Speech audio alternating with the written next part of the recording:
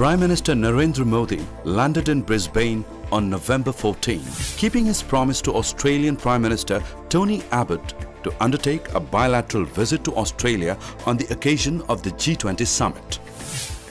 He is the first Indian Prime Minister to visit Australia after a gap of 28 years.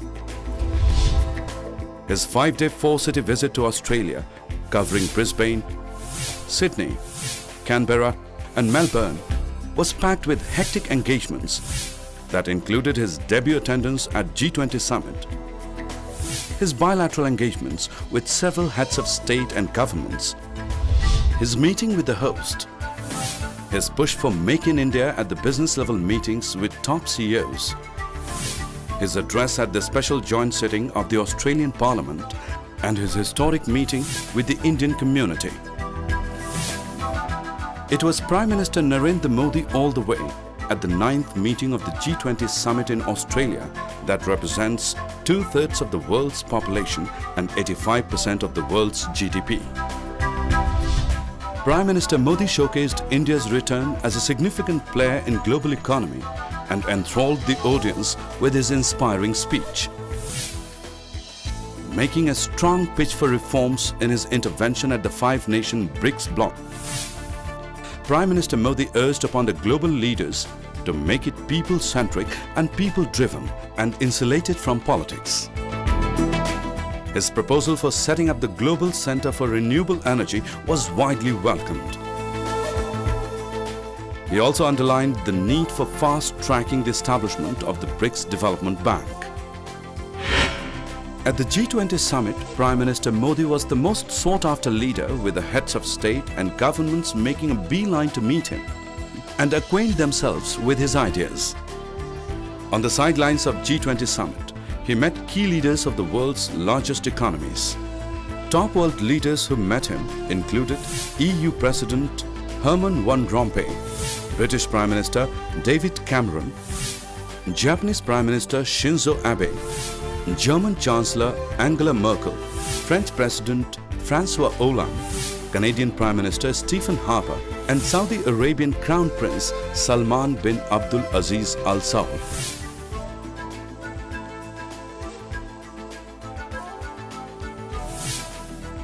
It was due to the inspiring leadership of the Prime Minister that India succeeded in achieving substantially all her goals. India's concerns on black money and tax avoidance found an echo and were taken on board in the final G20 communique. At the behest of India, the reference to transparency was included, with Brazil and South Africa strongly supporting India. The G20 leaders hailed the India-US agreement on WTO that would help full implementation of Trade Facilitation Agreement and food security. The major takeaways from the G20 summit are: to reduce global average cost of transferring remittances to 5%, to tackle black money through transparent automatic exchange of tax information, to strengthen infrastructure and attract more private sector investments in developing countries, to lift economic growth by 2%, support job creation, promote development and build global confidence, to reduce gap in workforce between men and women by 25% by 2025, to find climate change solutions within UN Framework Convention on Climate Change. After the G20 summit, Prime Minister Modi commenced his bilateral visit to Australia by unveiling the statue of Mahatma Gandhi at the City Hall in Brisbane.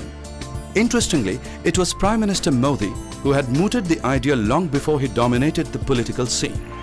An ardent admirer of the Mahatma, the Prime Minister, while addressing the 21,000-strong frenzied crowd at the Alphonse Stadium in Sydney, sought the cooperation of the Indian diaspora towards building a clean India. Amid chants of Modi, Modi, he unveiled his vision for rebuilding a strong India and invited investments from the NRIs towards achieving this goal.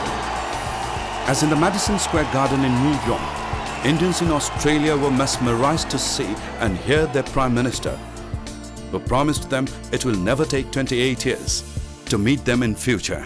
आपका सपना मेरा सपना है,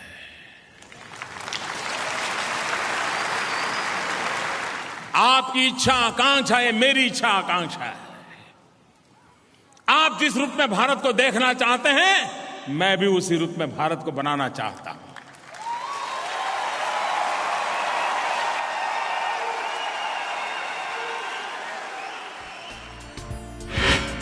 After the G20 and interaction with the NRIs, it was the turn of the Prime Minister to impress the Australian lawmakers and the hosts. Addressing the joint sitting of Parliament, the first ever by an Indian Premier, Prime Minister Modi termed Australia as the foremost partner of India.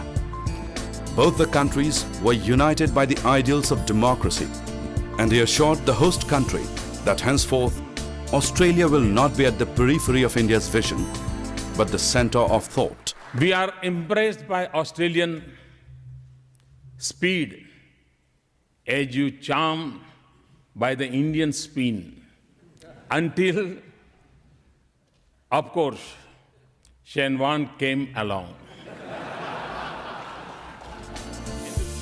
His 25-minute speech was punctuated by frequent applause. During their bilateral meeting, Prime Minister Modi and Australian Prime Minister Tony Abbott agreed to speed up civil nuclear agreement and comprehensive economic partnership agreement. India and Australia signed pacts on social security, transfer of sentenced prisoners, combating narcotics trade, tourism and arts and culture. Abbott assured to finalize the free trade agreement by next year and early export of uranium. In a joint statement, Australia and India committed to work together to combat terrorism and other transnational crimes. Rounding off his 5-day visit to Australia, Prime Minister Modi posed with the 2015 Cricket World Cup trophy at the Melbourne Cricket Ground. Present on the occasion were cricketing legends like Sunil Gavaskar, Kapil Dev and VVS Lakshman. In all his engagements in Australia, Prime Minister Modi not only electrified the Indian diaspora, but sent out positive vibes across the board. All were convinced that good times were round the corner, not just for India, but for the entire world, and were keen to engage with India.